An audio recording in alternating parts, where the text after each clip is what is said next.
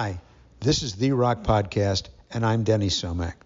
I'm a rock historian, producer, and best-selling author, and this is the #1 podcast for classic rock. We're in our 4th season. Before we begin, I want to remind you to subscribe to our YouTube channel, or if you prefer the audio-only version, it's on all podcast platforms. It's free, no charge, and you'll be notified when a new episode is released and have access to previous released episodes you may have missed. On this episode, you'll hear from Steve Hackett, an English guitarist, songwriter, and producer.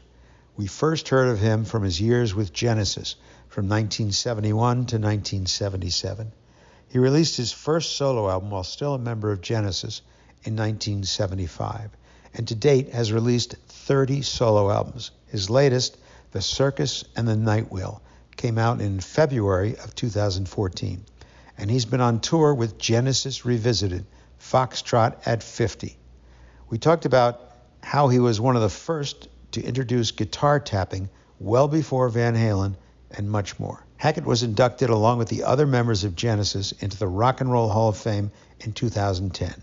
So here is Steve Hackett in conversation. I know you will enjoy it. Thank you for joining us. Pleasure. Here we go. So,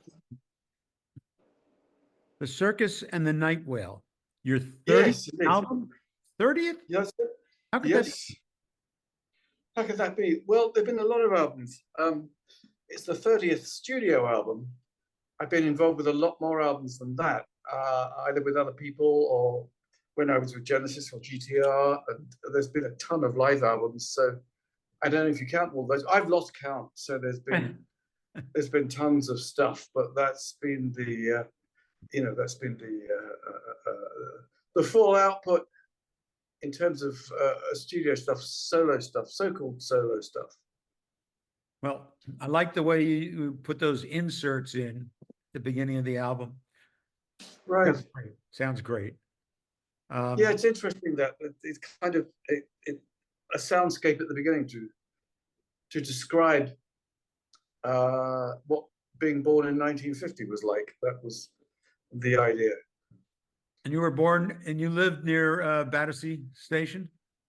That's right, Battersea Power Station. We were opposite that, which Pink Floyd used many years later with their Flying Pig, but that was View. It was the largest building in Europe at the time. Really? And it powered half of London, but it was also a great polluter. So hence the smoke, which was also a nickname for London. People of the smoke, people of London, in other words. It was coal-fired. It was extraordinary. London post-war recovering, right, and growing up with rationing as we did. Much of the area that I grew up in was destroyed, and many of those back streets were fantastic Georgian houses, but they had these big pillars that were leaning this way and that way, and it looked like a giant that just stomped through the whole thing. So for much of the 1950s, it took much longer. I think it must have taken 20 years, in fact, for it to start to look like its more wealthy cousin, which was Belgravia, bordering that. But now the houses look the same. So Belgravia and Pimlico have a very similar look, and they're similarly expensive. Okay, so let's talk a little bit about this album. How long did it take you to do? Well, I started it 2 years before it was released. I did 2 tracks, and then we had so much touring, I wasn't able to address it for ages and ages and ages. So it was 2 main chunks, really, and the rest of it was done in one go. As I say, it was over a 2-year period, so I can't tell you exactly in terms of man hours, but it was rather quicker than other things have been. I didn't have leisure time at my disposal. What were the 2 tracks that you recorded a couple of years ago? Don't tell me you don't remember, because I know you do. No, I do. One of them was Get Me Out, and the other one was Wherever You Are.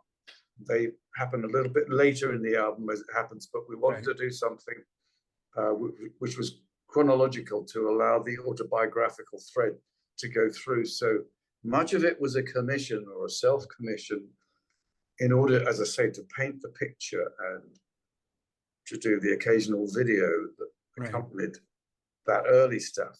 Yeah. Okay, well, I love the album. Thank you. I don't know if I think it's your most accessible album to date. It's funny that it went to the top of the rock and metal charts in the UK, and it seems to have made a dent on the German charts as well. So that's good. It's been my first number one, and so I'm very pleased that it's been so well received. And live with shows, we kick off with 3 tracks straight off from the new album, but it already feels like an old friend, if you know what I mean, because of the nature of the way it sets up with chunks of old music and newscast and, as I say, soundscape, which sets the scene for how life was way back then. Did you have a single on it? Did you say a single? Yeah, single. Well, yeah, they released. I'm trying to think. Wherever You Are was released as a single. I think the first track was released as a single, but I always see singles as advertisements for an album. I wasn't expecting to have a hit single from it, but as people are discovering the album, there is a vague chance that there could be a hit single from it. But I think that, you know, I think one has to be realistic. If you are an albums act, that is what you do. People expect albums from me, so I don't think necessarily people want the 3-minute, the 2, 3-minute, 4-minute thing. You know, that's not my, that's not me. I'd be very happy to have a single. Thank you very much. That would be, you know, a hit single. But I think the last time I had a hit single was with GTR, and that was when the Heart Rules the Mind with Steve Howe. We had something in the mid-'80s, so it's been a long time since hit singles. Although there's been the odd other skirmish with Genesis things, with things that perhaps weren't a hit in their day, but by the time we did a re-record of stuff like Carpet Crawl, you know, that was on an album of platinum sort of success. So that a success and failure. I think, was it Rudyard Kipling who had something to say about that? I think about the 2 imposters. Success and failure. So I just consider success to be to keep going, to keep doing it. And I love coming to the end of an album, the completion of it, and the completion of a tour. We are mid-tour, and that is going extremely well, particularly in the South, which I have not played for decades. So it's great that the South has taken off for us so far. We did Dallas, Austin, and we've just arrived in Stafford, which is associated, obviously, with Houston. So that's going very well. Did they extend the tour? Was the tour extended? We end up in Mexico, in Guadalajara, Mexico City, as all, you know, part of it. Interesting that it's going to end up there, then back to the UK and various other things. It's a busy year for touring. In Europe, many places there will be, I think there's going to be Japan, there's going to be Dubai. I've never played that before. That's interesting. So Europe, the UK, Royal Albert Hall show. I'm looking forward to that because that's the kind of, I think it's the best gig we have in the UK, actually. You know, there are other places that are larger, but none more famous than the Royal Albert Hall. So, you know, for me, it's a homecoming, and I know my mother's, who's still alive, she's 94, is looking forward to coming to that show. She's a headbanger, my mother. Okay, so this is basically a concept album, right? Yeah, it's a narrative. I didn't use the word concept, but publicists are always keen on using those terms. It's a story, it's narrative, it's autobiographical. So yes, of course, it's conceptual, but a few years ago, if you said, I've done a concept album, they'd say, oh, concept albums went out with the Moody Blues. We don't I was do just that going to say anymore. that. They went out with So, them. well, there you go. You see, this is the thing. So I think probably doing some things that are deliberately unfashionable has put me right there in the center again, in the mainstream. It was designed to be an almost continuous running piece of music. There are some natural pauses, but in the main, I wanted to do that feeling of a journey, to not disappoint people that loved an aspect of Genesis, which was personified, typified by Supper's Ready, the 23-minute piece. So I'm very happy with that. You know, I loved it when the Beatles started doing that sort of thing in the mid-60s, 1967. Suddenly, music has continuum, has journey, certainly conceptual. But I think, you know, it's a loose concept. I think that stories actually can give you more freedom. Something my wife Jo often says, and she's been heavily involved with the creation of this piece and the naming of it and the album cover and various things. So it's something we do together.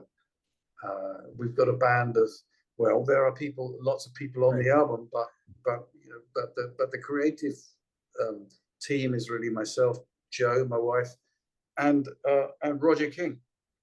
Okay. So we three put it together. So you're on the Foxtrot at 50 tour, right? That's right. Yes. Yeah. But the first half is solo stuff. First half of the show is me. Then 20-minute break. Then we do the whole of Foxtrot from 1972. So that's Foxtrot. It was at 50. Now it's more like at 52. That's not my years. It was the year the album was done, 1972. Long time ago, when John Lennon started getting interested in the band and said nice things about us around about that time, and Selling England when we first started touring America, he was saying very nice things about us, calling us sons of the Beatles. So we were getting great reviews from him at the time, but there was no social media, so nobody found out about that until 50 years later, and interviews emerged, bits of tape with him saying that. And of course, we grew up as Beatle fans, and wonderful that we had his ear for 5 minutes. Great, fantastic. How did the Beatles influence you? The Beatles gave everyone license to print their own songs, to write their own ideas. I think that the important thing is that the Beatles, besides the look and the slightly long hair and all of that, and all the cheeky chappy stuff, I think that the important thing was that Tin Pan Alley had been sidelined in favor of these guys write their own stuff. So they came along with a level of autonomy that other acts did not possess. So Foxtrot was Genesis' first UK top 20 album, is that correct? You know, I can't remember what it did in the UK. It may have done that. It certainly went to #1 in Italy. I cannot remember what it did in the UK. I think it may have gone to #3. I'm not sure. Yeah. Don't quote me on that. I know a lot of fans, and I think the guy that wrote the book, Armando Gallo, why are you so big in Italy? I think it was an alternative form of Catholicism that related to mythology, the historical thing. Also, I think, you know, the sanction of a band that arrives and the very first album they do, you know, some years before I joined them, was called From Genesis to Revelation. So I suspect that all the Latin countries, which are so religious, saw something in that and assumed that we were perhaps Christian rockers. And there was that also, you know, the Greco-Roman aspect was addressed very much in the early songs of the band.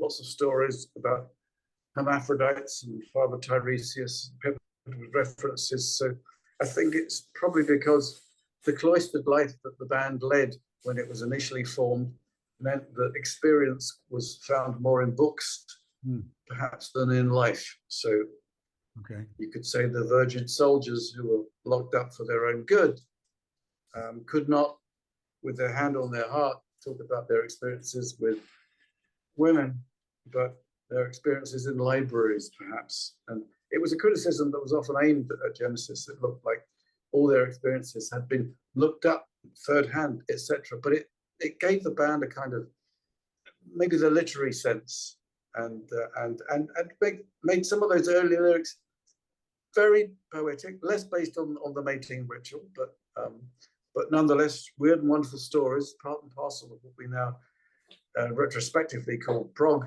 That I like to think of it as inclusive music. Over time, Right. it managed to include so many genres, pan-genre, lots of styles, and I still carry the flag for that, the idea that music should be full of surprises. And I've tried to do that with the latest effort, as well as, where we came from. And, yeah. The reason people like that. Okay. So in the first half of your show, you're doing Steve Hackett's greatest hits. What are some of the songs you're doing? The stuff I do, as I said, there's 3 from the new album. First track is People of the Smoke. Right. Second track is Circo Inferno, again from Circus and the Nightwhale. The third track is These Passing Clouds, which is rather more melodic and not quite so full on, but it gives a chance for the band to show their paces. Rob Townsend to work his magic on All Things Blown, as well as to interact with him with guitar and do something that's instrumental. Then we get into something called The Devil's Cathedral, which was off of Surrender of Silence. Again, another story, really in a Genesis style again. Closest relation might be Dancing with the Moon at Night off of Sewing England by the Pound. Right. But it's also an instrumental workout, as well as something where Nad Silver, the vocalist, can show his chops as well. It's the idea of, if life's an opera, bring it on. That feeling that he does so very well. And then we get into older stuff, which is Every Day, the only drug song I ever wrote from the late 70s. And then even earlier, A Tower Struck Down, when I was doing an album based on tarot cards. The very first thing I ever did was a conceptual album based on that. And then we go rather more sort of, let's kind of mix it up more with Camino Royale, based on New Orleans and my experiences, both literal and the sort of dreamscape aspect again. So it's kind of jazz rock. I think that's its nearest relation. One day I'll try recording it with an orchestra as well and see if they can keep up with the changes, because it's hugely syncopated. I don't know about you, but a lot of what I came to be schooled by and with was the influence of big band work upon rock, but accent-driven stuff that came in with a push, unlikely arrivals of big chords in the middle of things, and it's what defined, I think, our work, and also early Yes, I like to think. So there's that. Then we're right back to 1975 again. With the last thing we do is a kind of slow crescendo, which is a Shadow of the Hierophant. The end of that just gets louder. Starts with a little tinkle and gets louder and louder and louder and louder. The building shakes, and audiences seem to absolutely love that. So I think progressive audiences like the fact that there's a classical aspect to it, there's a rock aspect to it.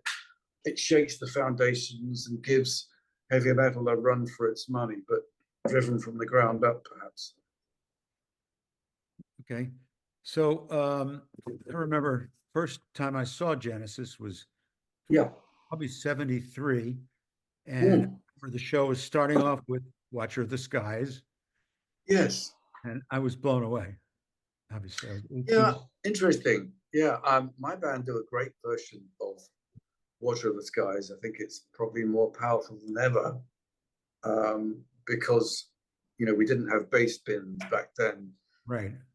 we didn't have the level of compression that we have now, all the digital reverbs and repeats and all of that. So it is a massive version of that tune. And all of Foxtrot, I like to think, doesn't have a weak track on it, if I may say so. That's right. No, the you're golden period for me. The golden period is Foxtrot and Selling England by the Pound. So I think, you know, that's the golden period. And I think of it as the Lennon approved period, the John Lennon approved period. The next period to take note of is obviously when Peter Gabriel leaves and we become a four-piece, and right. I did a couple of albums with the band at that point, but then once I left to pursue solo stuff, because I didn't have the autonomy right. required then, I was told that either I knuckled under and just became another member of the band, did as I was told, or, and I think I made the right choice, which was to go off and do musical experiments for the next how many years, and I got to work with wonderful people, the guys from Kansas, the band, Richie Havens, Randy Crawford.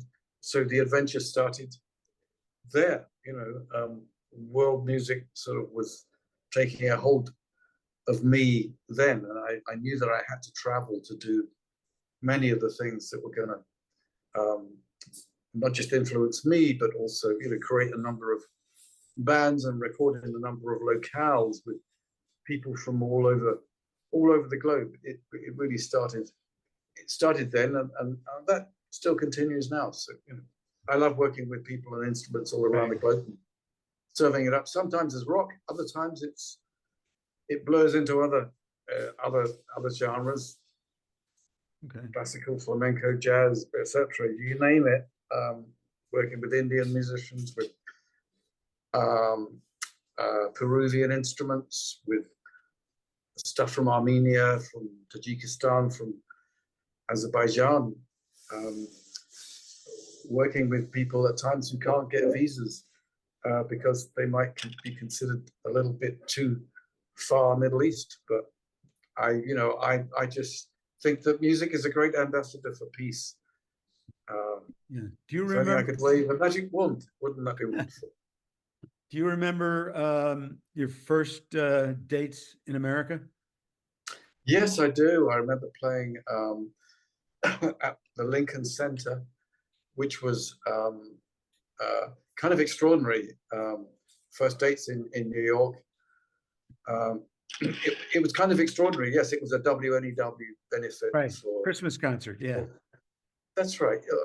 Early stuff, and it was just wonderful to be in America for the first time, even though half of us had flu and didn't know what the hell jet lag was and all the rest. But it was the Big Apple. It was the big picture. So let me ask you: have you seen the YouTube clip with you playing Firth of Fifth? I've seen many recent ones. This is a recent one. Is it a recent one? Yeah. Or yes, I have seen many of those. Yes, sure. Yeah, it's better now than it was. Yeah, it's better now than it was because my band does the full length version of that. These guys are virtuosos. They're the best I could find. So I love playing the classic music with, you know, the benefit of it's had a long time to bed in for them, but it's still a favorite track, and it's a wonderful melody. It is inspiring. I'm glad you like it still. Yeah. Now, a couple of questions I absolutely must get in. Sure. Let's get into the tapping thing. You did it way before Eddie Van Halen, right? Yeah. Well, he's credited me with that, and Brian May and various people. And I didn't get to meet Eddie, but he said some very nice things about me, and he was obviously a fabulous guitarist. So it's just adding to the glossary of terms, isn't it? You know, the dictionary expands when someone does something like that. So it's a technique which has allowed you to play extremely fast. And, but melody is important, of course. So tell me about when you were inducted into the Hall of Fame. That's 2010, I believe. What was that like? Yeah, that was a wonderful evening. It started off a very stiff and starchy, very formal affair And as the evening wore on and more people got up and played and spoke, you were watching so much of your own history in terms of not just what had happened in your own lifetime, such as my professional life, such as ABBA and the arrival of that, they were being inducted the same night, but also people were being celebrated posthumously, people who'd written songs that you'd listened to when you were 13. And that was wonderful. Jimmy Cliff got up, did stuff. That was wonderful. Eric Burdon of the Animals was up doing stuff, and that was brilliant. I think that Genesis probably would have performed, but Phil was not well even at that point. And his troubles in that part, in that area, are very well known. But it was a fascinating evening with speeches and various things. So I think it started out as one thing and turned into another. I could see that Phil wanted desperately to get up on that stage and start doing something. The whole place was dancing. It was an amazing evening. It's an amazing institution that America did first, of course. Now, if you had played, what songs would you have played? Do you know? Well, you must have talked about it. It's funny because the band Fish did a version of Watch of the Skies. It was the thing that kicked off the entire evening. I would have liked to have done that, certainly. That would have been nice. Yeah, that would have been spectacular. So tell me a little bit, do you know what your next album is going to be? Or? Oh, I don't know yet. I'm still doing lots of gigs. We're talking about things, kicking over an idea for an album at the moment, my wife and I. But we'll get to it as soon as we can. Okay. Still touring, you see. Big touring. Yeah. Yep. Have you seen any of these Genesis tribute bands? Yes, I have. Yes. Musical Box. Yeah. What do you think? Yes. Well, I think they do it very well. I think that all tribute bands, it's great that they reproduce exactly what we did with exactly the same equipment, etc.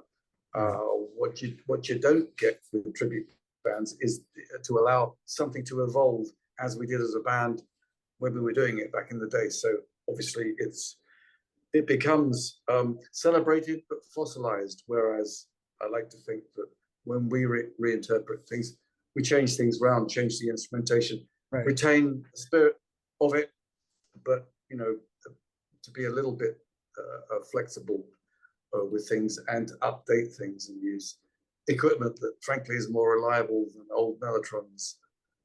Okay, let me ask you, what do you listen to, particularly guitar players?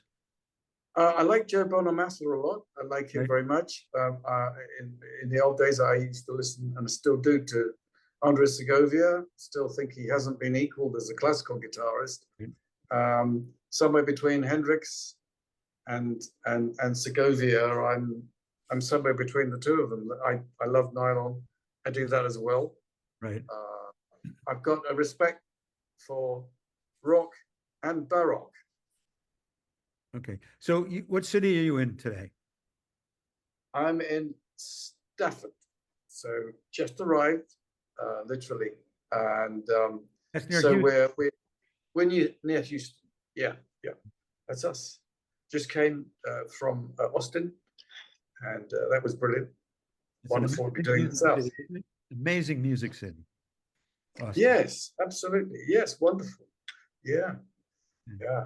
So fantastic place. How is this tour up to your expectations, or is it exceeding it? Or oh, it's been great to break new territories for me. As I say, I haven't done the South for decades because we were afraid that the home of country would not necessarily respond to this, virtuosic driven stuff, which has so many influences. So I imagined all that sort of either the down home stuff, what have you. But we did Chicago again, and we'd done it at the end of last year, but we did it again, and that was brilliant. So the home of blues seemed to embrace us, and the home of country has embraced us. Last year at the end, we did Ryman's, which had been the Grand Ole Opry. Somehow, the place, the place has come alive. It's been fantastic. I can't complain. It's been so wonderful. What countries do you have a big following in, other than Italy? What countries? Well, it's all over the world, and it's growing. I think because I've been doing this for a very long time, people have eventually caught up with what I do, and the fact that perhaps I'm the nearest thing to Genesis, but I tour massively more than Genesis perhaps ever did. Okay. Well, I want to wish you a lot of luck with this album. I really do. Thank you so much. And I love the sound effects you use. Oh, great. Good. Yeah. I'm pleased with that. Thank you so much, Denny. Thank you. Very creative. I saw the video too, and it was kind of neat. Oh, good. So I'm glad you liked it. Anyway, thanks for joining us. Thank you so much. Good luck on the rest of this tour. And thank you so much. We'll look forward to the next album. Thank you, Denny. All the best to you. Thank you. Okay, nice Steve. to talk. Thank you. All the best. Thank you. That's it for this edition of The Rock Podcast. If you're listening to the audio-only version, I want you to know we have a video version on YouTube, and it's all free, no charge. As always, thanks for joining us and helping us become the #1 podcast for classic rock. Find us at our website, therockpodcast.com, and send your comments, questions, and suggestions to me at hello@therockpodcast.com. That's hello@therockpodcast.com. I'm Denny Somack, and that's it for this episode. Thanks.